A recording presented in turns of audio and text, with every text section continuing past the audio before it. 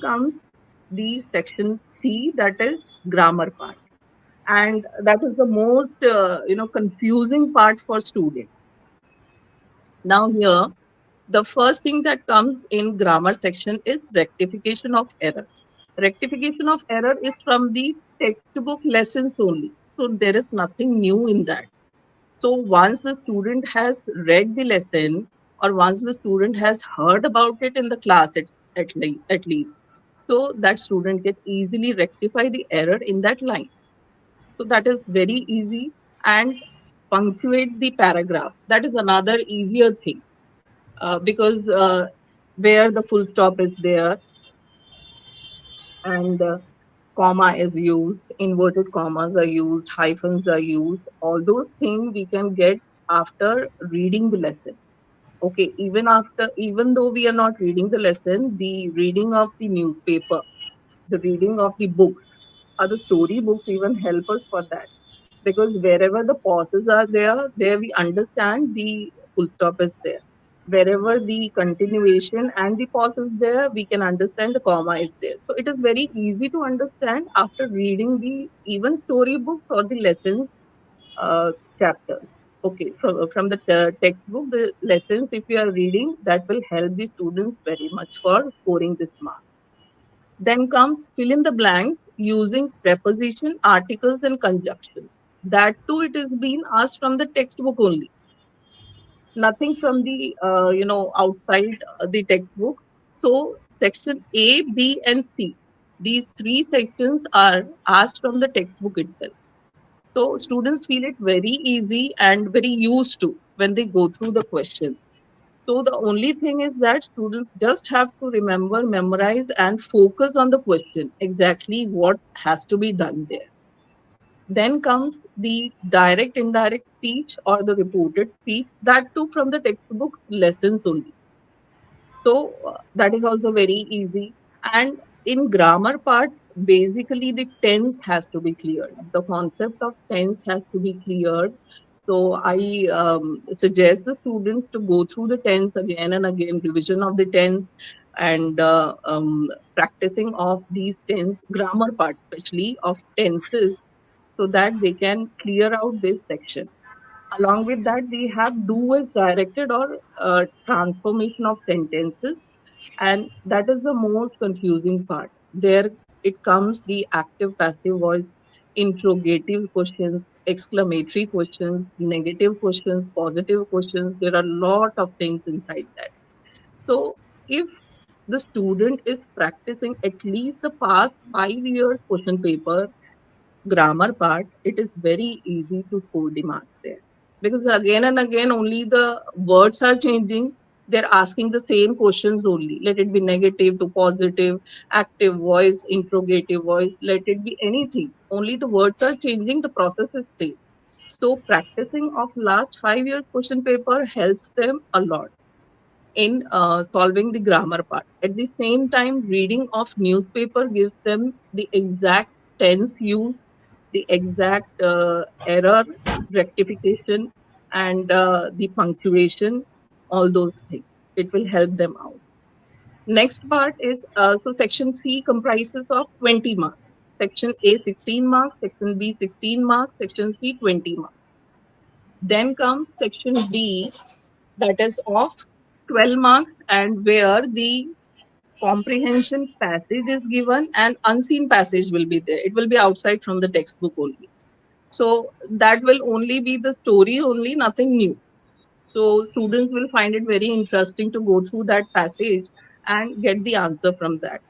So that we can score easily if we have the reading practice. So reading practice for English is very necessary. Then we have the poetry comprehension. So there is option between the prose, that is comprehension passage, unseen passage, and the poetry unseen passage question. So either from any one of them we can do it wherever the student feel it comfortable to do or answer it. Then comes the diary entry. Diary entry or dialogue writing, we have two options. Wherever student is comfortable, they can attempt either diary entry or dialogue writing. So both are very easy. Diary entry in the sense any of the experience has to be shared with the diary. So I actually used to suggest my students to write the diary entry on daily basis.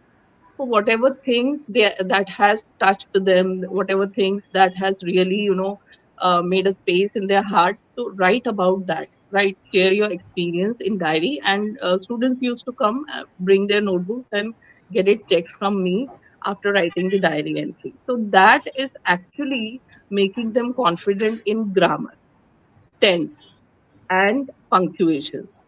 At the same time, this diary entry gives them the brain game. It's a sort of brain game because they have to recall everything what happened from the morning till the evening. So it gives them a good memory, exercise to recall the things, to concentrate, focus, and to remove all the brain fog and everything which they are feeling. So it's a brain exercise for them. That will help a lot for this section D. Then comes dialogue writing is another easier thing. Dialogue between two friends, dialogue between the police and thief, or any of the characters. So students feel it very interesting to answer that. Only the thing is that the format has to be cleared while it is taught in the class. So they just have to follow the format for this section of diary entry or dialogue writing. At the same time, advertisement, notice writing, or poster writing. These three options are there. Any one of them, they can write it wherever they are comfortable to do it. So, advertisement, they are watching it, they are observing it everywhere, wherever they are going. Let it be in phone, TV, social media, outside the house walls, everywhere.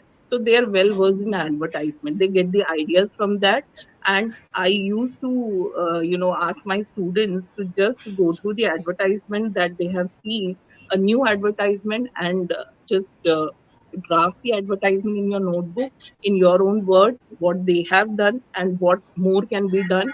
So that gives them the practice of doing that advertisement. Notice writing is maximum time school itself is giving the notice to the student. So that is very easy for the student to understand from that. That is a useful thing, means they are used to the notices. So that will help them out to score the marks. After that, we have poster writing. So advertisement and poster writing, it is very much common. So advertisement is basically in schools and everywhere we are using it to show it to others how we can use our art skill, how we can use our drawing skills and our the poster making, wherever whatever we can have the skills of art and craft, we can use that in poster writing. So that is also an interesting part in section D. So that comprises of 12 marks. So section D is basically uh, just going through their skill to think, to analyze, to present the thing in question paper. That is how the examiner will be impressed. And in section D for diary entry, dialogue writing, advertisement, we have the particular format which is being taught in the class, and it is very common for the students everywhere. They're watching it, observing it, and they can appear for it. For if the student really want to score, if they are opening their eyes and just watching around them, they can find the answer for these questions or these uh, paper style around them itself. Nothing new is there. Then comes section E, that is totally the writing part. Report writing means whatever they have seen or they have experienced, some incident has happened, some accident has happened, something happened which is very unusual. Based on that, they have to write the report on that. And the same thing they can find it from the reporters, the journal, the journalists, they are showing it on TV for any of the reports they are giving. So that is very common. And the thing is that the format only they have to keep in mind. Other rest of the things they can find it from social media itself, because everyone is used to see this every day, and they can find one or the other report going on. They can hear it and they can understand that how to write that. So that is very easy to attempt that. Then comes email writing or letter writing. Since from the sixth standard they are doing this, so it is very common for them. The format is just very easy, and they can attempt it. Only the thing is, format they have to remember and write and plead in 2 to 3 sentences only. They don't have to write a long essay. So they just have to give point to point sentences for their request, for their problems, and the things will be over in email and letter writing. Last comes essay writing or story writing. Essay writing is also the thing they are practicing it since from the sixth standard, fifth standard, very early age. So it is also very easy for them to attempt. And in 10th standard, we have certain format where they have to, the hints will be given for essay. They just have to introduce and use all the hints. So they don't have to think apart from that hint.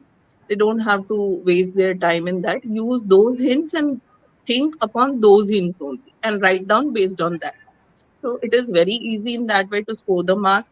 At the same time, here their tense and vocabulary and the idea presentation is checked by the examiner. Then comes the option of essay writing. We have story writing also.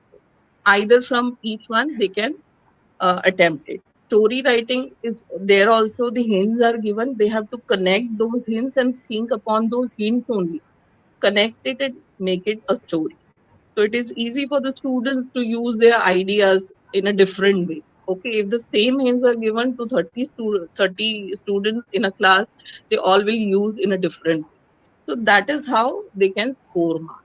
So this is the paper style basically. Now, certain tips are there to study for the board examination, especially for English. For the tips which I am giving is basically commonly for all the subjects, and there are particular few tips for English only. Okay, first is the proper study schedule has to be maintained because English they find that only stories are there, so they find it key what we have to learn in that every day. But English is a subject they have to read the lesson wherever they're finding it difficult to understand. While reading it again and again, their reading process or the reading practice is done. Same way, a proper study schedule has to be maintained where English has to be touched and practiced and revised every day so that they can have the touch of that subject every day. Then comes the time management. So English is a language which can be practiced in 1 hour only. It will not take more than that. Okay, if you are taking particular section to practice, let it be that section only. Okay, we cannot practice the whole section. Take only one section in a day and practice that. That will be more than enough to touch and have the thoroughness of the student in one section. So each day they can change the sections and practice that. And practicing of the past papers is very helpful for them. At the same time, written practice of question answer has to be done. So every day when they revise, the new ideas will come in their mind. For the same story, same summary, they will write as per their own ideas from that lesson. Then, while this written practice of question answer, the handwriting will be improved. So that is the most important part in English where the examiner is checking. And using of glossary words has to be used for each and every lesson. Glossary words are there, and that has to be memorized and used in that particular lesson's question answer. Then we have the most of the students are distracted from the social media, TV, phone, WhatsApp, and all those things. So understand and recognize the distraction you're having and eliminate that for the time you're studying for board exam, because that is the most important part of their life. So if they eliminate all the distraction, definitely they can build up their confidence level. They can peacefully learn, practice, and have the patience to have the written practice of the things. Then comes the writing practice of diary entry. That will help a lot I have seen that in my students. So that will improve their writing confidence, their writing skills in tense, punctuation. They use to memorize the thing. It's a very good memory exercise for them. So that will help a lot. Then comes essay writing. Essay writing is a thing where they are just observing anything and they have to make an essay based on that. So they can do it by themselves and get it text from the teachers so that teachers can correct wherever they are having the problem. Then next thing is the precise notes presentation. Means whatever they are learning from the lesson or the summary, make the small notes of that in their own way, in their own language or in their own point. A brief point or the main point has to be learned and they can elaborate it by themselves. So this will help a lot for memorizing the things easily. So these are the main thing, and practicing the last 5 to 10 years question paper is really helpful for them. Okay. So, a very good insight shared by Sinu ma'am. Really helpful. And do listen to this content very carefully and just understand each and every word that is taking you towards a bit of increasing your score. Why I say a bit is you are already aware of lot of things what ma'am is already told you, right? Paper pattern is not new to you, you must be knowing it by now, but now it's time for you to narrow down on your practice, as ma'am suggested to underline certain things, as you know she guided you people to give the answers in 4 to 6 sentences, as she told about the essay and the diary writing. Throughout the pattern we saw that nothing from outside comes, especially in session A, B and C. A, B and C content is everything from the books that you are reading or referring since a year, right? So from there if you focus properly, I'm sure you will score something above 60. Talking about essay, as ma'am said, you're writing it since the grade 6, grade 7, and I'm sure you just have to elongate on that and pick up some value words as per your grades. And of course you need to paragraph it in the correct manner, that will give you a good score. Of course you have to get some good vocabulary from the textual book to be, narrowing down on what ma'am said. Use the textual vocabulary, use the textual sentences, and underline them so that the checker, the paper checking person, precisely gets the answer what he or she is hunting for, and I'm sure this will One lessen more their thing, burden. sorry to interrupt you, ma'am. One more thing I want to share that in essay writing, actually, students, when they are writing, they don't recognize the word limit. So that is Ha. very irritating for the examiner. Instead of giving the good marks, they get irritated for checking the whole 2 3 pages. For Hmm. 10 standard, 150 to 200 words are only there for essay. But students Hmm. used to write 300 words and 350 words, so it is very tiring for the examiner. So instead of irritating the examiner, use the precise ideas, unique ideas that is different from everywhere, and then you present it. So you can easily score the marks. It will save your time also, your ideas also, your energy also. Okay, and in this essay also, ma'am, I just wanted to know whether they will be underlining. Is it advisable if they underline certain logics or certain keywords as per the topic that they are writing? That will help. Yeah. In 10 standard, the hints are given for essay. Oh, So yeah, we yeah. just have to think upon those hints only. While we are Hmm. Hmm. using the hints, we have to Hmm. underline those hints only so that the Okay. examiner will be very, comfortable to check that yes, the student Hmm. has used all the hints. They don't have Hmm. to read all the things. They just Hmm. can grasp from the underlining of the part that yes, the student has used this in a proper way. Okay. So, by coming up with this episode, we have tried our best to give you the paper pattern and give you the last minute tips to study. I wouldn't say this is a last minute tip because you have still 2 months. Okay, this is, you can just call it as a random quick tip where you still implement it and tend to improve your score still because you have 2 months in hands, right? So I would really like to thank ma'am for pulling out a little bit of time and coming to us on this channel and guiding us throughout this content. And the viewers, if at all you have any further questions, if at all you want to know any grammar topic, if at all you want to know want to discuss anything further, like ma'am said about figure of speech, direct, indirect, reported speech, any particular topic you want ma'am to be here again with us, I would surely request her. but do let me know in the comment section. As of now, I would really thank you, ma'am, for coming on this Most channel. welcome, ma'am. Most And welcome. Thank you. My pleasure. Okay. yeah, it's great having you here. And we'll catch up soon again for the next part. Thank you, ma'am. See you. Bye, everyone.